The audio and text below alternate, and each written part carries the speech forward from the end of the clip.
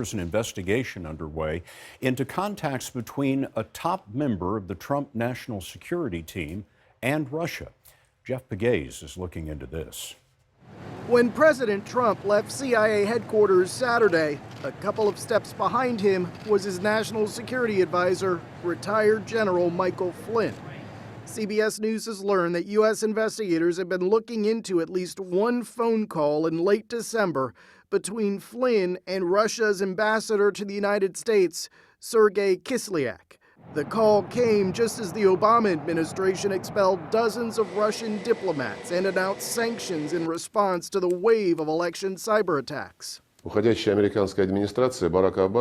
December 30th, Russian Foreign Minister Sergei Lavrov suggested on Russian television that the Kremlin would retaliate by expelling American diplomats. But shortly thereafter, President Vladimir Putin sent out a note saying that he would not kick U.S. diplomats out of the country and instead talked about restoring Russian-U.S. relations based on the policies of the Trump administration. President-elect Trump then responded in a tweet, "Great move on delay by V. Putin. I always knew he was very smart."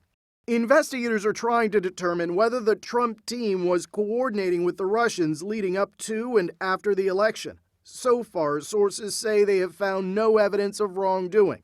Today, White House Press Secretary Sean Spicer said the call between Flynn and the Russian ambassador covered 4 topics. One was the loss of life that occurred in the plane crash that took their military choir. 2 was Christmas and holiday greetings.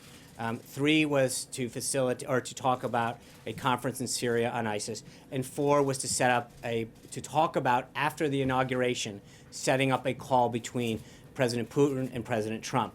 Spicer said the men talked again recently about arranging that call between the 2 presidents, but nothing has been scheduled yet. Scott Spicer also said that he asked Flynn if he had spoken to any other Russian officials, and he said no. Jeff Pegues for us in Washington.